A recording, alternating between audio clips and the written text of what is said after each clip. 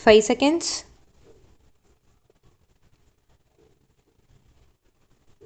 Comments. Sir, I have great pleasure in addressing this conference of the managing directors of the industries and the leaders of labor unions in this country. I have no doubt that those who are managing the various industries are not only interested in making profits but also in the welfare of those working in their units and the general public who are the consumers. Similarly, the leaders of labor unions are not only interested in the welfare of workers whom they represent but also in the proper working of the companies for the benefit of the people.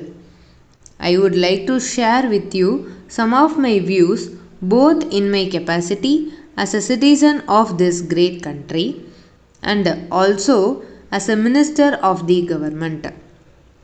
In whatever capacity we may be working, it is natural that we work mainly for our personal welfare in the sense that we want to make our children happy. But there can be no doubt that we are basically interested in the progress of the nation and the welfare of the people. Because as responsible citizens, we realize that only when the nation progresses, we can progress. We realize that only when the economic situation of the country is sound, people can be happy. Therefore, it is necessary for us to keep this in mind. We should also remind our people in all walks of life of this aspect on every occasion. I would appeal to those connected with industries to see that there is no lockout of the factories. I would also appeal to the leaders of labor unions to see that there is no strike in any unit with which they are connected. The reason is this: if a factory is closed for some period, there will not be production during that period and the company will not be earning anything.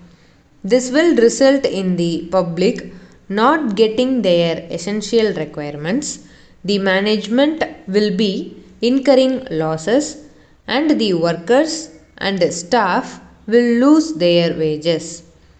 Ultimately, the economy of the country will be affected to that extent.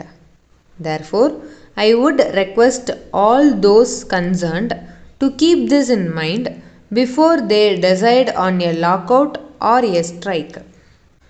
I do realize that there may be grievances on the part of workers in the matter of wages, bonus, working conditions, and other things.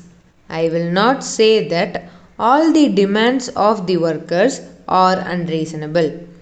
Most of them may be reasonable, but the workers should also take into consideration the capacity of the company to meet their demands, however reasonable they may be. They have to realize that the company has to incur expenditure by way of maintenance of the machine, marketing the products, and paying the taxes due to the government in addition to paying the wages of workers.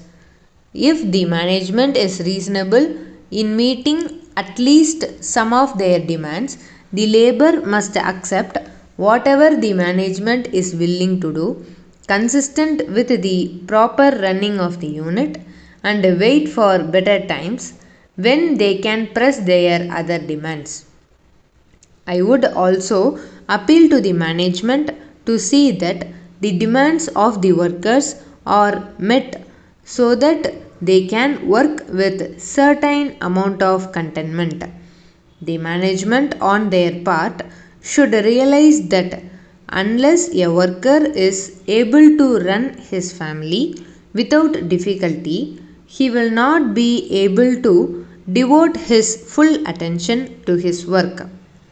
The management should also take into consideration the cost of living from time to time and pay the workers suitably. I wish you all success. Letter from Vanitha and Company, Mayiladurai, to the proprietor Messrs. Meena and Company, Coimbatore, dated 4th May 2022. Dear Sirs, we are writing to you regarding the recent purchase of some electrical goods. We would like to bring to your kind attention that approximately 2 weeks ago we ordered a few items and received an intimation 2 days later confirming the receipt of payment and a shipment of goods. In this connection, we would like to inform you that according to your terms, the shipment should reach the destination within 3 to 5 working days. But we regret to inform you that we are yet to receive the goods. We have very good relationship with your company for 2 decades and have the greatest confidence in your products and customer service. We have great pleasure in informing you that there is a great demand for your goods in this area. It is because of the quality of your goods our customers are pressing us for their requirements. We would like to say in this connection that if the goods ordered by us is delayed, we will be affected not only financially but will also lose most of our valuable regular customers who are purchasing the goods in huge quantity.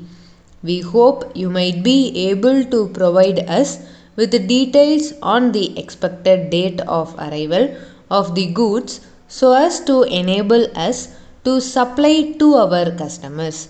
Yours faithfully.